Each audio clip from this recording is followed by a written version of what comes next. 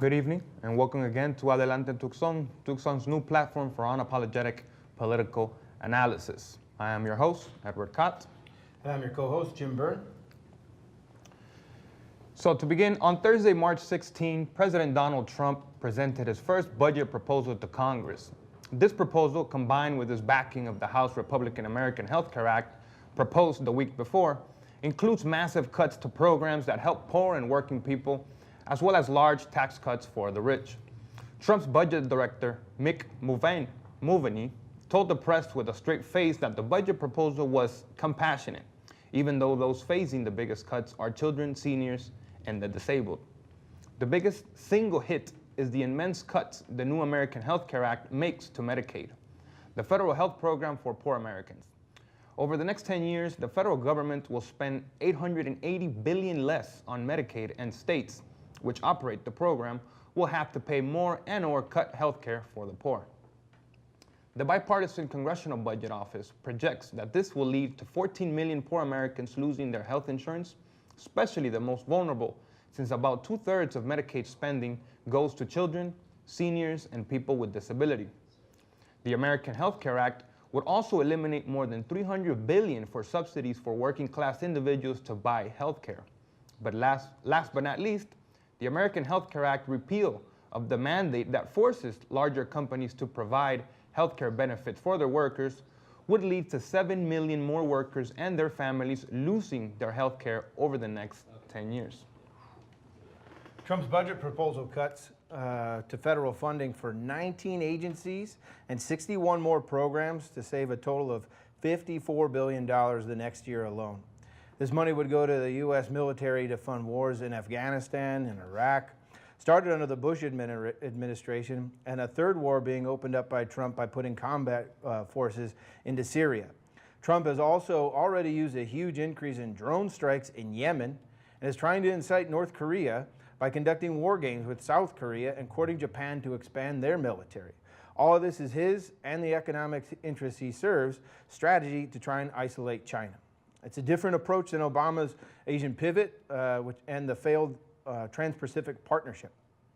In addition to the programs and agencies being cut entirely, such as the Corporation for Public Broadcasting, many other federal programs that help protect the environment, fund transportation and infrastructure, nutrition aid for pregnant women and children, also known as WIC, the weatherization of homes to conserve on energy, health research and education, would also face steep cuts as high as 30% next year. Many of the programs that the Trump budget proposal would mainly hurt are programs that benefit poor and working class Americans. One of these cuts would be the elimination of all $385 million in funding for the Legal Services Corporation, which is a major source of money for legal aid in 134 counties across the country. This will lead to large cuts in legal support for poor and working class Americans, who will be even more at the mercy of unscrupulous bosses and landlords who try to cheat their workers and tenants.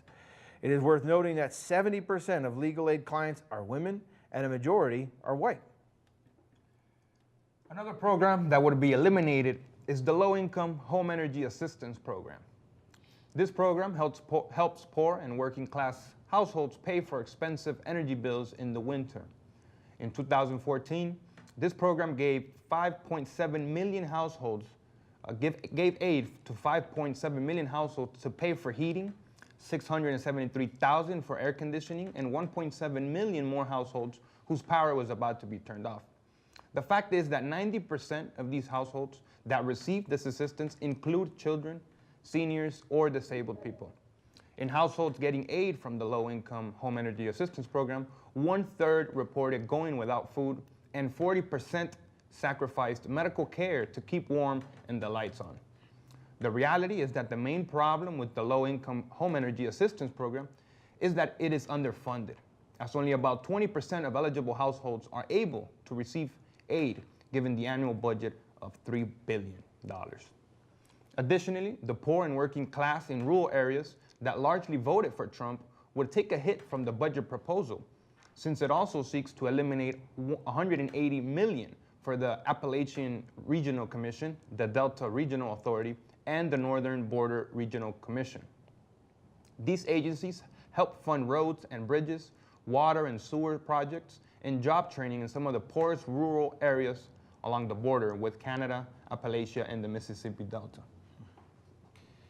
Last but not least, for Trump's new moves, the American Health Care Act would totally eliminate federal funding for Planned Parenthood next year. Right now, Planned Parenthood provides services to about 2.5 million women and men each year, where most of their centers are in the rural and poor urban areas that lack health care resources. Needless to say, is that the cuts in funding for Planned Parenthood are part of the large cuts to Medicaid. Although the Trump administration has not yet made its tax proposal coming for the next year, it is expected to have large tax cuts for the rich by eliminating the estate tax and the alternative minimum tax that help prevent millionaires and billionaires like Trump from paying any taxes by limiting their tax breaks for high-income taxpayers. Must be nice to be at the top. Good to be the king, says Mel Brooks. But the American Health Care Act alone already provides tax cuts for the rich by eliminating the taxes used to fund the Affordable Care Act, aka Obamacare. These taxes targeted for elimination include an investment income tax and a Medicare surcharge for high-income households that reward the rich with almost $300 billion in tax cuts over the next 10 years. At the same time, health insurance companies would get another $150 billion in tax cuts during the same time. Must be nice. Well, and from austerity measures against the working class and the dismantling of small progressive healthcare reforms, we move on to the political persecution of 66-year-old Rasmea Oda, a Palestinian-American feminist, activist, educator, and community leader from Chicago, who has served as the associate director of the Arab American Action Network since 2004. For the past decade, Rasmea has built unprecedented community support for Arab immigrant women on issues related to English literacy, gender violence, intergenerational cultural conflicts, racial profiling, immigrants' rights, and access to social and economic resources. She has established community-wide education projects related to civil and human rights, social justice, and community economic development and workshops that allow Arab immigrant women to tell, write, and perform their immigration stories while improving their writing skills. In 2013, Rasmea received the Outstanding Community Leader Award from the Chicago Cultural Alliance, which described her as a woman who has dedicated over 40 years of her life to the empowerment of Arab women, first in her homes of Palestine, Jordan, and Lebanon, and then in the city of Chicago for more than a decade.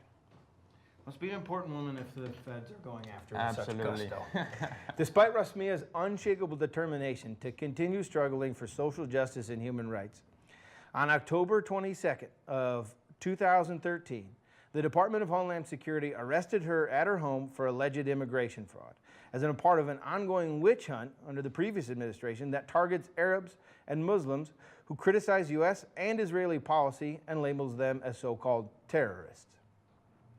Rasmea has been demanding justice for Palestinians for most of her life, and like the experience of approximately 20% of the total Palestinian population in the West Bank and Gaza, she spent time as a political prisoner in Israeli jails in the 1970s, where she was violently tortured and humiliated, despite the international legal prohibition on torture and ill treatment at that time.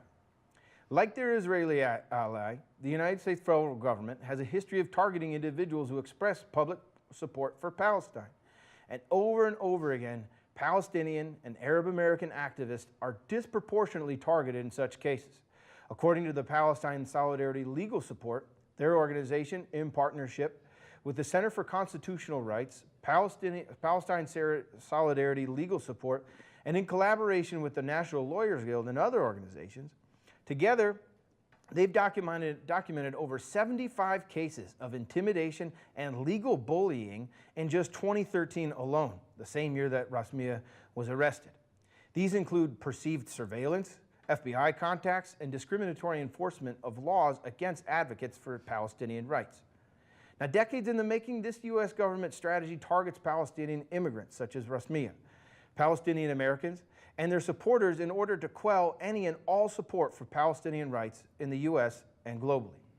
The U.S. government's portrayal of Palestinians as violent and inhuman fuels the case against Rasmia, as many reports, news articles have come out in the last couple of weeks targeting her. And as a result, the U.S. mainstream portrays Palestinians like Rasmia, leaving them with little support. The corporate media makes matters worse by telling the story of Rasmia's past as though she was a possible terrorist legitimately and legally arrested by the Israeli government, which has 99% conviction of Palestinians in their courts.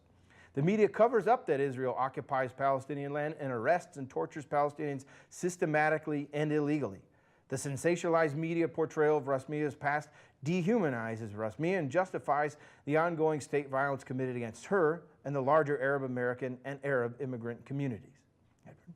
Absolutely. Most recently, the legal defense team for Rasmia Oda is gearing up for trial, now scheduled for May 30th of this year. New motion filed this week put the question of Israel and its torturers front and center and will be considered at a hearing on April 25th.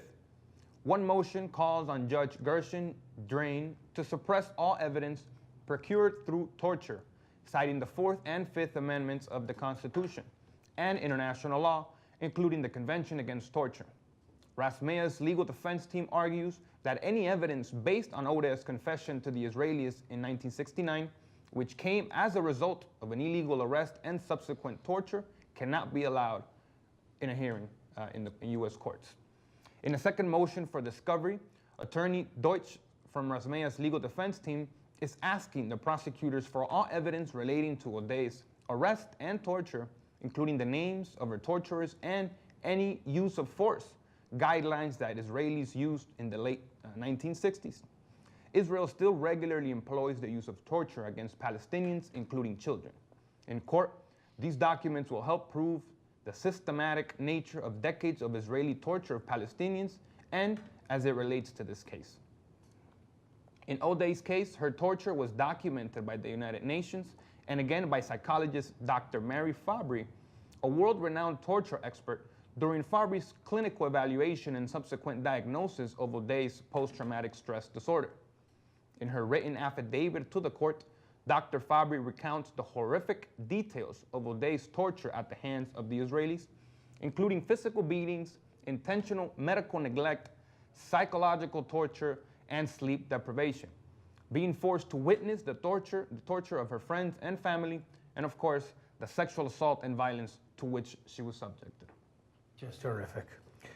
These new motions follow the filing weeks ago of one that takes an aim at a vindictive superseding indictment filed by the U.S. Attorney following the appellate court's decision that reversed Oda's conviction. The new indictment accuses Rasmia Oda of terrorism by alleging she was a member of a Palestinian political party that was on the U.S. State Department's list of designated foreign terrorist organizations. The most important question Judge Drain will consider at the upcoming hearing is to whether it allow the new indictment at all, which is being challenged by the defense on a number of legal fronts, including for violating the statute of limitations. To quote, "If the indictment is thrown out, we know that Rasmia can win this case at trial," said Mohammed Sankari of the Rasmia Defense Committee in Chicago. Continuing, "If it's not, Rasmia and her team are ready for a fight. She survived brutal torture at the hands of the Israelis, and that should not be used to help the U.S. government prosecute her today," end quote. Judge Drain will rule on all the motions at the next pretrial hearing, which has been moved from April 4th to April 25th, or shortly thereafter. A move, surely, that the government's trying to chase down their news sources. The Rasmia Defense Committee is urging supporters to pack the courtroom in Detroit, stating, quote, "We are calling on all of Rasmia's supporters to meet us on Tuesday, April 25th in front of the U.S. District Court at 2:30 p.m. downtown Detroit, Michigan," end quote. To find out how you can support the Rasmia Defense Committee, you can visit stopfbi.net for more information. And for the final part of today's program, here with us is local Tucson rapper Joel Garcia, also known as MC Salvador. Joel is not only a political rapper, but is also a full-time worker, political science student, and activist. Welcome to the show, Joel. It's a great pleasure to have you with us here today. All right, Edward. Thank you very much. I do appreciate that. First and foremost, revolutionary salute to all the revolutionaries in the building and all the revolutionaries watching abroad. Thank you for having me today. I appreciate that very much. Let's go ahead and begin. Sure. So just a quick question. Tell us a little bit about yourself, about your music. How did it come about? Why did you start rapping? So actually, I started rapping when I was about 13 years old. I had a lot of friends back in middle school who were actually getting involved in stuff like that. And so I began to hang out with them. And growing up, the more I went to school and studied political science and my history, the history of my mother, where she came from, the history of El Salvador, I began to incorporate the political things into the music. And so that's really how I began with the whole revolutionary rapping. For sure. So your stage handle is MC Salvador. Why that name? The reason I chose MC Salvador is it actually represents that Salvadoran aspect of my life, the Salvadoran culture, and I put the MC, and I specifically spell it E-M-C-E-E when I write it. A lot of folks like to put just a M and a C, but I like to write it out to kind of give folks an idea of the cultural aspect of that word and where it comes from. The pioneers of hip hop, the first MCs that began to really just spit that conscious knowledge to the people, you know, coming from harsh backgrounds. And so I chose MC because the first pioneers of hip hop always had MC in front of their names. Nowadays it's changed, but I like to keep the past and move on with the present, kind of make a collaboration between the two.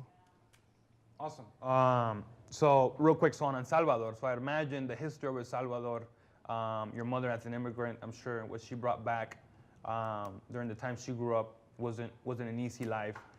How did that influence your music, and is that where the revolutionary lyrics also come from? Most definitely. So when I began to study El Salvador, I began to study other Latin American countries and nations abroad. And the number one tool that I saw that people used to take control, to fight back against the oppressors was music. Underground radio networks, underground film networks, all type of different material here. And ultimately, when I began to, you know, really look deep into it, it just kind of touched me on a whole another level. It began to make me feel just this deep connection.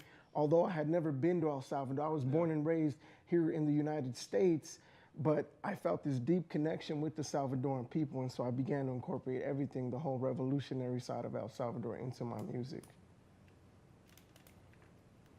It makes me think of, there's a movie, the name escapes me right now, but where the FAMLNA is fighting the government, and there's a young boy whose tío is in the guerrilla, and there's a radio station that's banned by the government, and like if anybody's caught with it, there's a heavy crackdown.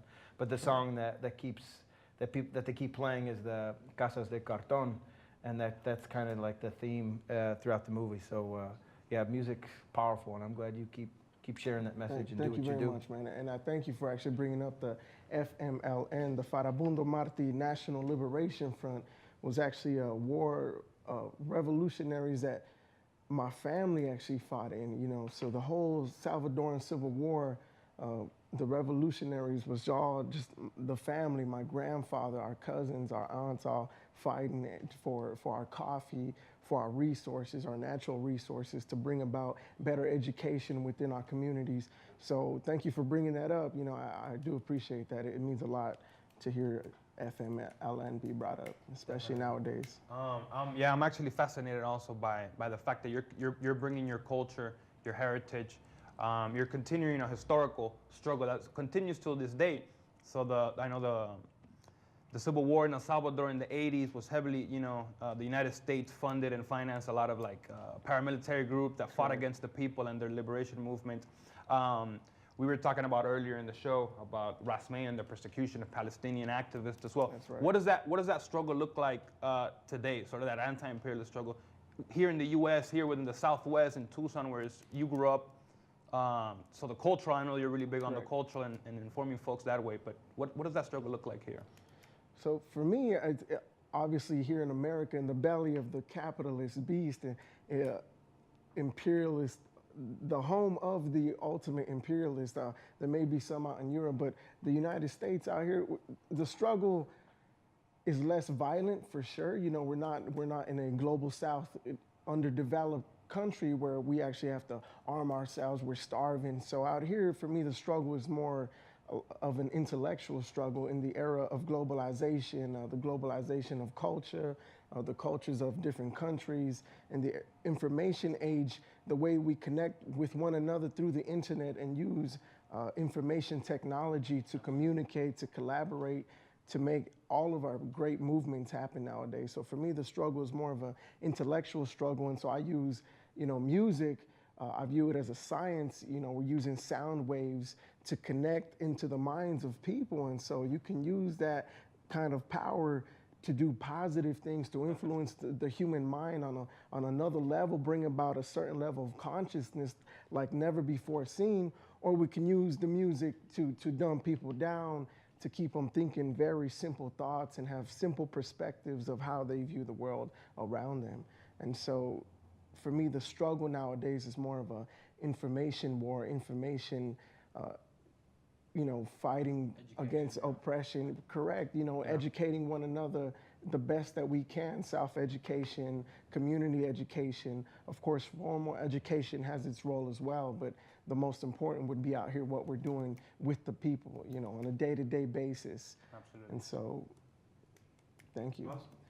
So if people are looking to hear your bars, hear your music, connect to those sound waves with revolutionary politics, how can people find you? If people want to find me, the best way to find me would be to get onto SoundCloud. On the internet, you can Google MC Salvador. On YouTube, MC Salvador, and the way you spell it is EMCEESALVADOR, MC Salvador. You can look that up on SoundCloud, YouTube, Facebook, all of social media. You'll find us. Thank you so much. And you do local shows. I know I saw you last Correct, at the Black correct. Lives Matters event, Correct. Which was you actually performed, I think, one of the songs called Globalization, which is one of my favorites. One of mine as well. Any new shows coming up? Not so far, but there will be. We're definitely right at the beginning of the year. There's a lot of shows going on. I'm a little bit caught up in my own personal life, but I do make way for political events when it comes down to political education or a group of people in the community coming together for something really powerful and positive. It's an honor to be invited to stuff like that. So I always make room to be able to try to fit that in my schedule. As of right now, there's nothing major going on, but I'll definitely announce it when it does. Absolutely, absolutely. Great to hear. Thank you. Well, thank you, Joel, MC Salvador, for being with us here. Thank you. We'll end the show with some of his music so Absolutely. you all can Appreciate hear some it. of that music. Thank you all for joining us, and we'll see you next week. All righty. Have a great evening, everyone. Viva la revolución. Que viva.